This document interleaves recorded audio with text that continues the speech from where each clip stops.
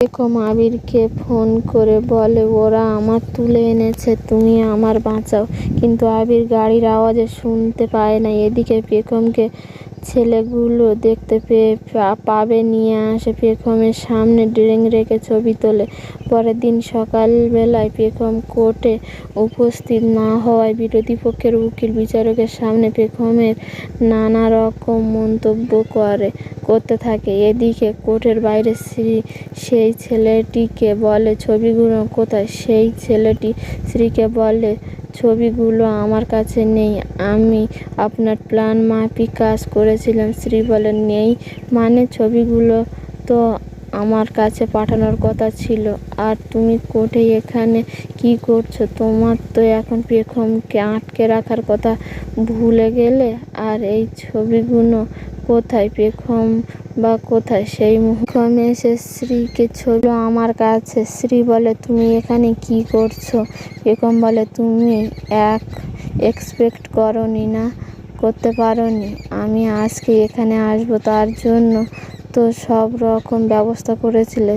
তার এই ছবি পেখম ফোন থেকে দেখায়। সে বলে তুমি আমার অবিশ্বাস করতেই পারো, তাই বলে তুমি আমার এটা করলে?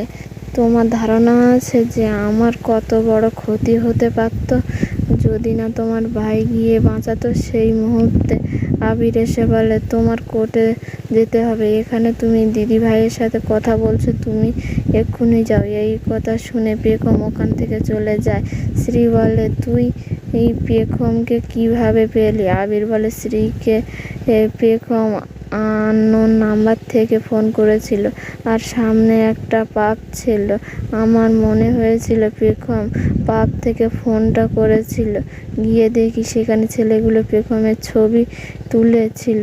এই সমস্ত কথা শুনে শ্রী পড়ে যায়। ওদিকে কোর্টে বিরোধী পক্ষের উকিল বিচারককে বলে যে আমি ফোনে কিছু ছবি এভিডেন্স হিসেবে দেখাতে চাই। বিচারক বিরোধী পক্ষের উকিলকে বলে কোর্টে যে মোবাইল ফোন এলাউ নেই, সেটা বুঝি আপনি জানেন না? বিপক্ষের উকিল বলে ছবিগুলো আগে ছিল না, আমি পেশ করতে পারিনি। এখন ছবিগুলো আমাদের কাছে আছে, তাই আমি ছবিগুলো পেশ করতে চাইছি। আপনি যদি আমার অনুমতি দেন, না হলে আমি আর একটা দিন ডেট চাইছি।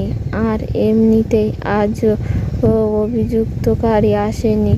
ঠিক তখনই স্ক্রিনের পেখমকে দেখা যায়। তখন বললে আমি যে আসবো না সেই বিষয়ে আপনি নিশ্চিত ছিলেন, তাই না? পেখমকে দেখে রন চমকে গেল আর আপন মনে বলে পেখম গেছে শ্রীকে ব্যবহার করছি, ওকে দিয়ে কিডন্যাপ করিয়েছিলাম, সে প্রমাণ সঙ্গে আনেনি তো পেখম?